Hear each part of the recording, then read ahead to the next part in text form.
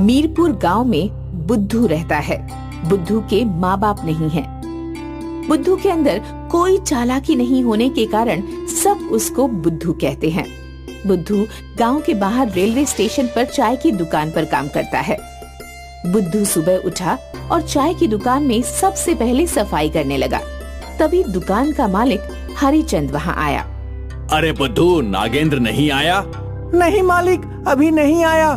फिर आज दुकान का सामान कैसे लाएं? वो स्पेशल चाय पत्ती तो वही मिलती है जहाँ से 3 खतरनाक रास्ते हैं और वो सिर्फ नागेंद्र ही ला सकता है। मालिक, उन रास्तों में कोई और क्यों नहीं जा सकता? अरे तू पागल है क्या? उस गांव के सिर्फ 3 ही रास्ते हैं और पहला रास्ता नदी से होकर जाता है, दूसरा रास्ता आग से भरा है और तीसरा रास्ता आग के अंगारों से भरा है। फिर नागेंद्र आग में जलता क्यों नहीं है? तू सच में बुद्धू ही है। अरे मूर्ख, नागेंद्र पहले रास्ते से नदी पार करके जाता है, बाकी 2 से जाना तो उसके बाप के बस का भी नहीं है। अच्छा चल, मैं अब जा रहा हूँ और नागेंद्र आए तो मुझे बुला लेना। हरिचंद बुद्धू को जिम्मेदारी देकर चला जाता है। बुद्धू भी चाय बनाने लगा और रेलवे स्टेशन से उतरने वालों को चाय बेचने लगा। नागेंद्र भी आ गया और बुद्धू जल्दी से दौड़कर हरिचंद को बुला लाया। अरे बुधिया भाई, हमारा शेर आया है, इसको एक बढ़िया चाय पिलाओ। बुद्धू नागेंद्र के लिए चाय लेकर आता है। कहिए साहब, कितना माल लाना है? नागेंद्र, तुम्हारी वजह से हमारा बिजनेस बढ़िया चल रहा है। दूर दूर से लोग चाय पीने आते हैं यहाँ पर। हाँ तो और क्या ये आसान बात है? मौत के मुंह में पांव रखकर चाय पत्ती लाता हूँ मैं। हाँ, अब जाओ और जल्दी से ले आओ। और सुनो, ये पता किसी को बताना मत कि तुम कहाँ से और कैसे चाय पत्ती लाते हो। मैं चाय पत्ती तो ले आऊंगा, लेकिन मुझको अब 5,000 रुपए चाहिए। इतने पैसे? लेकिन क्यों? जान जोखिम में डालकर जाता हूँ मैं, लेकिन इतने पैसे तो मैं पूरे महीने में भी नहीं कमा पाता हूँ। देखो, अगर आपको आपका बिजनेस चलाना है तो आपको पैसे तो देने ही होंगे, वरना मैं तो जा रहा हूँ।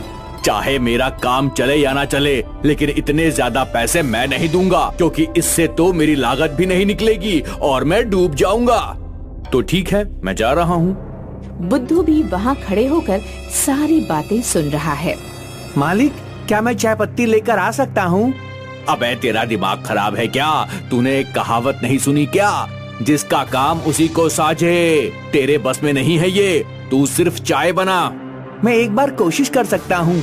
मैं पहले से ही अपने बिजनेस के डूबने के लिए परेशान हो रहा हूँ, क्योंकि उस चाय पत्ती के बिना मेरी दुकान नहीं चलने वाली। अब तू मेरा दिमाग खराब मत कर। हरिचंद भविष्य के बारे में चिंता करते हुए बहुत परेशान हो गया और वहीं जमीन पर ही लेट गया। बुद्धू से अपने मालिक की ये हालत देखी नहीं जा रही है, क्योंकि बुद्धू जानता है कि इस दुनिया में उसका कोई सहारा नहीं है। मैं दिमाग से बुद्धू हूँ, लेकिन मैं जरूर उस जगह पर जाऊंगा। बुद्धू अपने मालिक को बिना बताए उस गांव की ओर चल दिया और कुछ घंटे चलने के बाद ही बुद्धू को 3 रास्ते दिखाई दिए। पहला रास्ता सीधा जा रहा है, जिस पर नदी है और बहुत ज्यादा पानी है। दूसरा रास्ता बाएं तरफ से है और उस पर बहुत ज्यादा आग है। जब बुद्धू दाएं तरफ देखता है तो डर जाता है, क्योंकि वहाँ आग के दहकते हुए अंगारे हैं। हे भगवान, ये कैसे रास्ते हैं? मैं कैसे जाऊंगा अंदर? लेकिन मुझे जाना होगा, क्योंकि मैं अपने मालिक की ये हालत नहीं देख सकता हूँ। इसलिए मैं नदी तैर कर जाऊंगा, और अगर ये नदी मुझे डुबाएगी तो डुबा ले, लेकिन जिसने मुझे बेटे की तरह पाला है, मैं उनके साथ कुछ गलत नहीं होने दूंगा। बुद्धू हाथ जोड़कर आंखें बंद करके डरते हुए नदी में कदम रखता है, लेकिन बुद्धू को महसूस होता है कि नीचे कोई रास्ता है। बुद्धू ने आंखें खोलकर देखा कि उसके पैरों के नीचे रास्ता है। नदी के ऊपर एक रास्ता बन गया।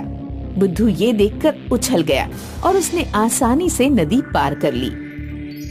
जब बुद्धू पत्तियां लेकर वापस आया तो नदी का रास्ता बोल पड़ा, बुद्धू, तुम कल भी आओगे ना? कौन है यहाँ? अरे बुद्धू, मैं जादुई रास्ता हूँ।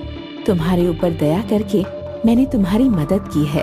अब तुम रोज यहाँ आ सकते हो। धन्यवाद जादुई रास्ते, अब मैं रोज यहाँ आया करूँगा। बुद्धू खुशी खुशी दुकान की ओर चल दिया। बुद्धू हरिचंद को बिना कुछ बताए दुकान से भागा था, इसलिए हरिचंद बहुत गुस्से में है और बुद्धू के आने का इंतजार कर रहा है। तभी उसकी नजर मुस्कुराते हुए बुद्धू पर पड़ गई। बुद्धू को मुस्कुराता हुआ देखकर हरिचंद का गुस्सा और तेज हो गया। उसने एक डंडा उठाया और बुद्धू को मारना चालू कर दिया। कहाँ गया था? मैं जादुई रास्ते से आपके लिए पत्तियां लाने गया था। बुद्धू ने पत्तियां हरिचंद के हाथ पर रख दी। ये देखकर हरिचंद को बहुत हैरानी भी हुई, लेकिन उसको बहुत रोना आया। उसने बुद्धू को गले लगा लिया और अपना बेटा मान लिया।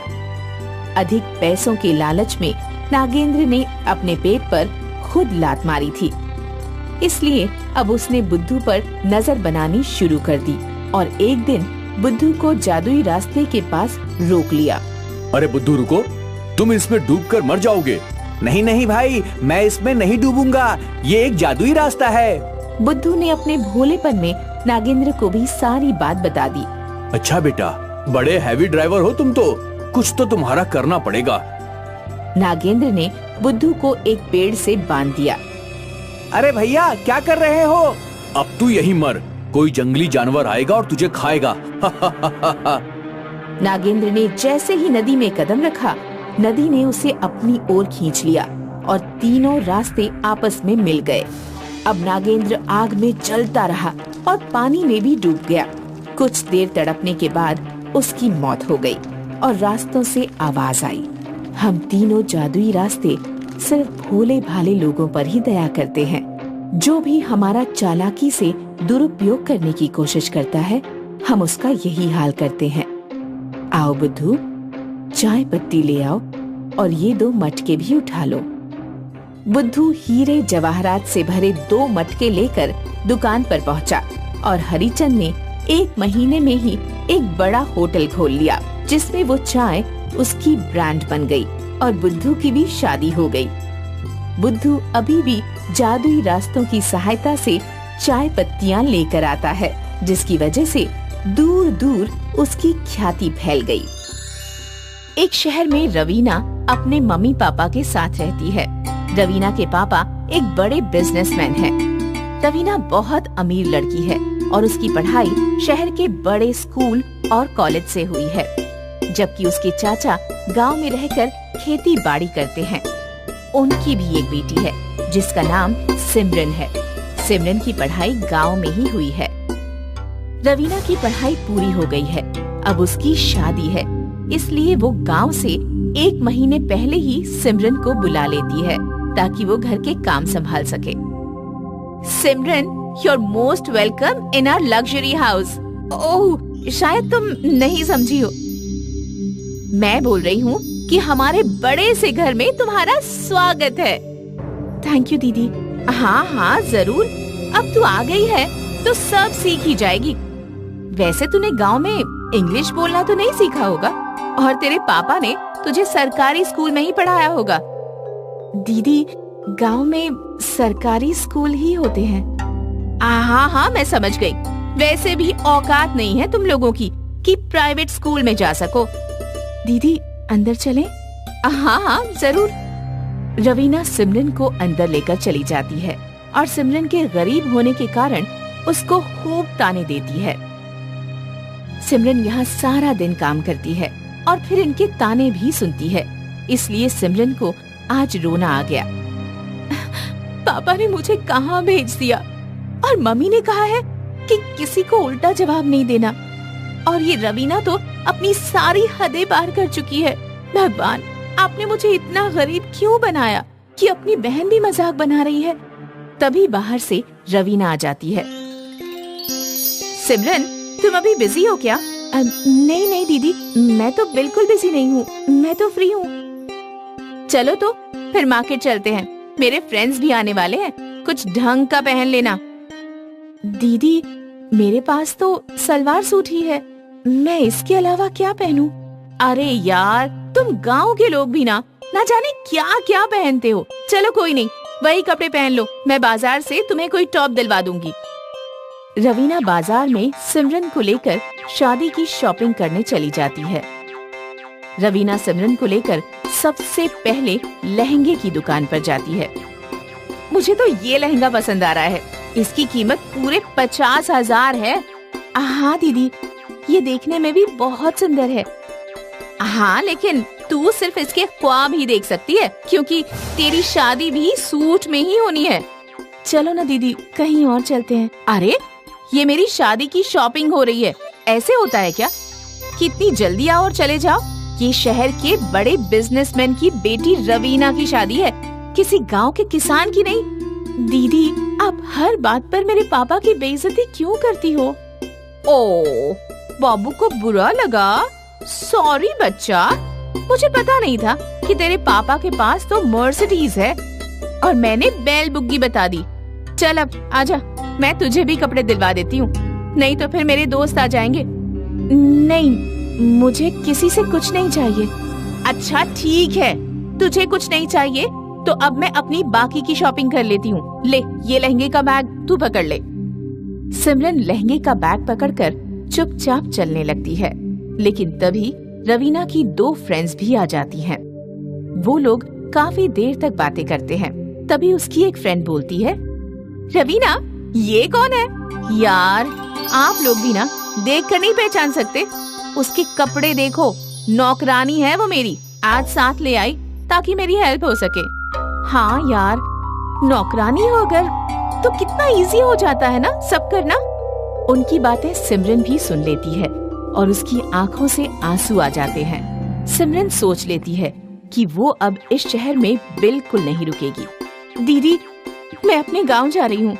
हाँ हाँ, चली जाना, मैं क्या तुझे रोक रही हूँ? लेकिन आज और रुक जा, क्योंकि लड़का मुझसे मिलने आ रहा है। बस तू छोटी बहन होने के नाते आज मेरी हेल्प कर दे। ठीक है, आज रुक जाती हूँ, लेकिन कल नहीं रुकूंगी। अगर तेरा यहाँ मन नहीं लग रहा तो मैं खुद तुझे छोड़ आऊंगी। वैसे इस घर में तेरे लिए मौज ही मौज है, कुछ कमी तो है नहीं। सिमरन रवीना की बात मान जाती है और शाम को लड़का विजय भी आ जाता है। सिमरन उसकी खूब देखभाल करती है। विजय चला जाता है और मंगनी की डेट भी फिक्स हो गई है। लेकिन सिमरन अपने घर नहीं गई और वो रवीना के पास ही रुक गई। फिर वो दिन भी आ गया जिसका सबको इंतजार था और रवीना के पापा ने बहुत अच्छी तैयारियां की। गांव से सिमरन के मम्मी पापा भी आ गए। अंगूठी पहनाने की रस्म शुरू हुई। मैं रवीना को अंगूठी नहीं पहना सकता। तुम्हारी हिम्मत कैसे हुई सभी लोगों के सामने ऐसे बात करने की? क्या तुम जानते नहीं कि मैं इस शहर के सबसे बड़े बिजनेसमैन की बेटी हूँ? मैं तुम्हारे बारे में सब कुछ जानता हूँ, इसलिए मना कर रहा हूँ। मैं सिमरन से शादी करूँगा। तुम्हारा दिमाग खराब है? तुम उसको जानते भी हो? मैं तुमसे पहले सिमरन को ही जानता था। और हाँ, ये सारा खेल हमने तुम्हारे घमंड को तोड़ने के लिए ही किया है। तुम पैसों से अमीर हो, लेकिन तुम धूल के बराबर हो, क्योंकि तुम्हारे पास कोई दिल नहीं है। और सिमरन सिर्फ पैसों से गरीब है, जबकि उसका दिल बहुत बड़ा है और वो गांव के सभी बच्चों को रोजाना फ्री में पढ़ाती भी है। उसका गांव में स्किल डेवलपमेंट का एक कोचिंग सेंटर है और वो भी बिल्कुल फ्री है। हम दोनों एक दूसरे को पहले से जानते हैं, बस तुम्हें तुम्हारी औकात दिखाने के लिए ये सब कुछ किया है। विजय और सिमरन की शादी हो जाती है और रवीना का घमंड चूर चूर हो जाता है।